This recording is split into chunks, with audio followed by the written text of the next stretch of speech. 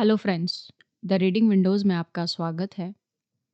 यह कहानी किसी बड़े इवेंट से शुरू नहीं होती, ना किसी एक्साइटमेंट से शुरू होती है, बल्कि एक बिल्कुल नॉर्मल सुबह से शुरू होती है।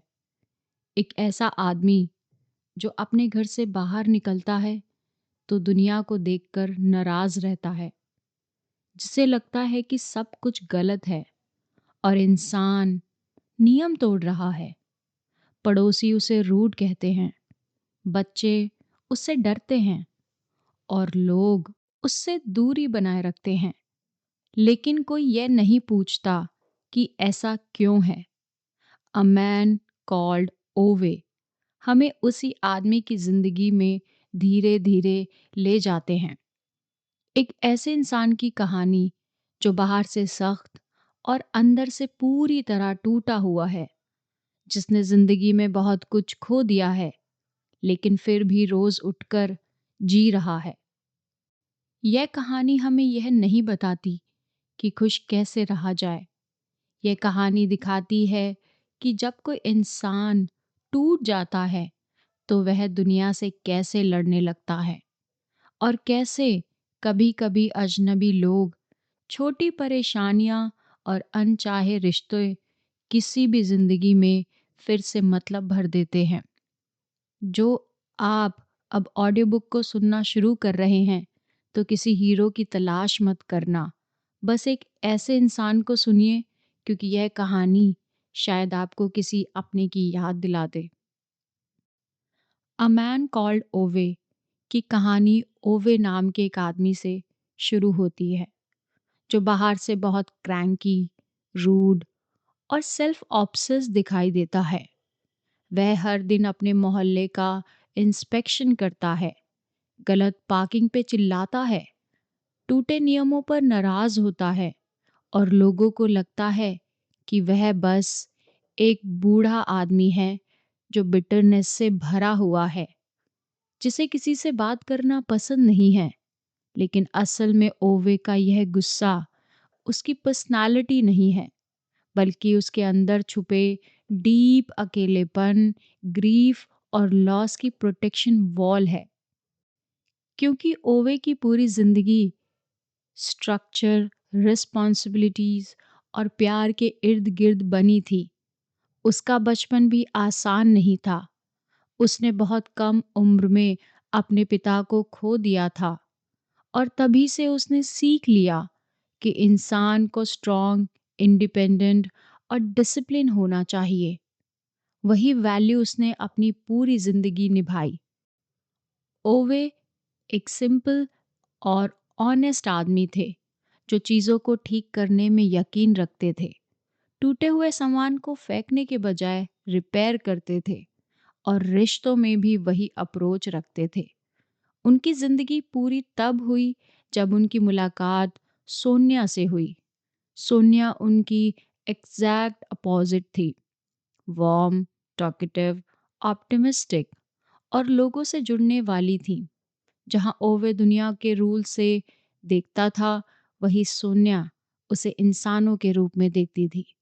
उनका प्यार लाउड नहीं था, लेकिन बहुत डीप होता था। उन्होंने टुगेदर एक नॉर्मल लेकिन मीनिंगफुल लाइफ बनाई। लेकिन जिंदगी ने ओवे से सब कुछ धीरे धीरे छीन लिया। पहले नौकरी से अनफेयर तरीके से निकाला गया, जिसके बाद उनकी सेल्फ रिस्पेक्ट को गहरा झटका लगा। फिर सोनिया की इलनेस आई और उसने उनकी जिंदगी को पूरी तरह बदल दिया। ओवे हर हाल में सोनिया का साथ दिया, व्हीलचेयर पुश की, फाइट लड़ी, सैक्रिफाइस किए। लेकिन जब सोनिया की डेथ हो जाती है, तो ओवे के लिए दुनिया लिटरली रुक जाती है। घर खाली हो जाता है, आवाज़ें गायब हो जाती है और ज़िंदगी सिर्फ एक रूटीन बन जाती है, जिसमें कोई मीनिंग नहीं बचता। ओवे डिसाइड करते हैं कि अब उसका काम ख़त्म हो चुका है और वह अपनी ज़िंदगी ख़त्म करने की तैयारी करता है।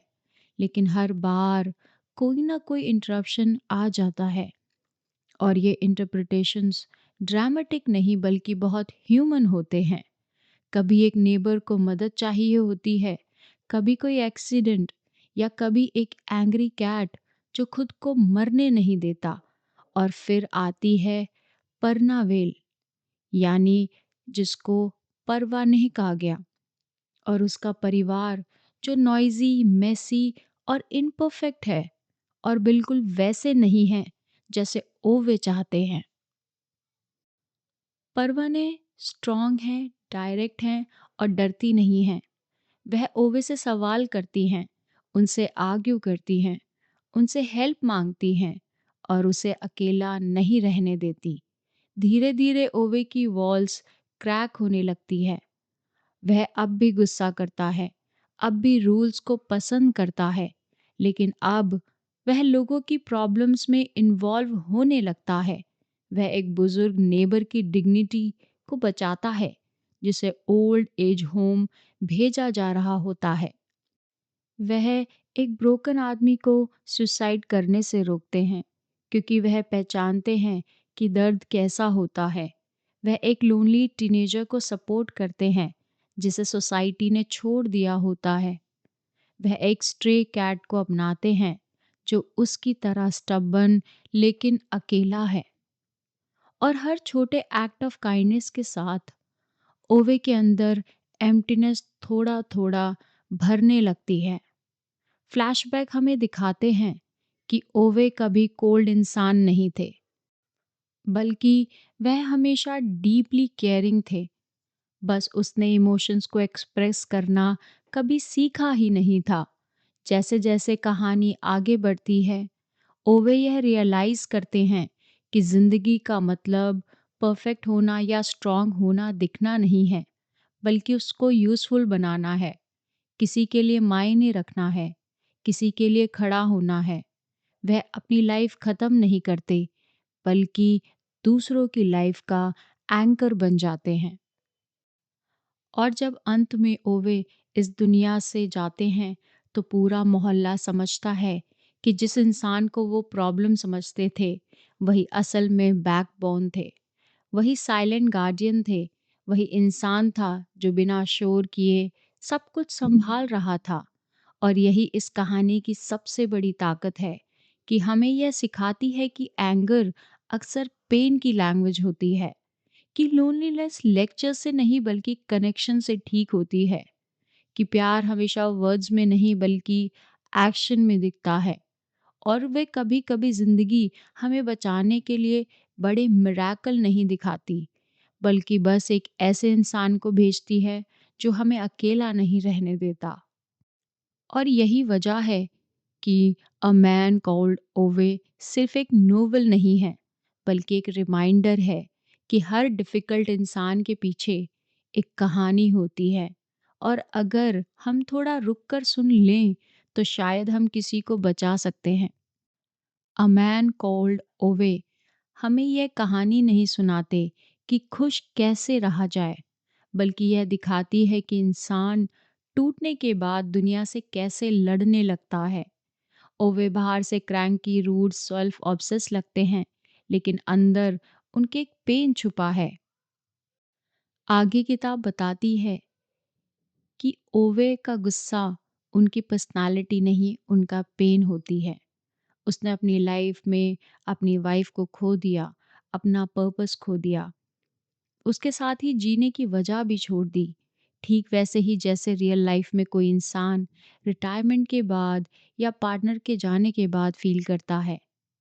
ओवे की तरह हम में से बहुत सारे लोग चुपचाप टूटते हैं, लेकिन जब लाइफ में नए नेबर्स आते हैं, जब नए लोग आते हैं, या कोई हमसे कोई मदद मांगता है, तो हम उनकी मदद करते हैं, उन्हें अकेला नहीं छोड़ते।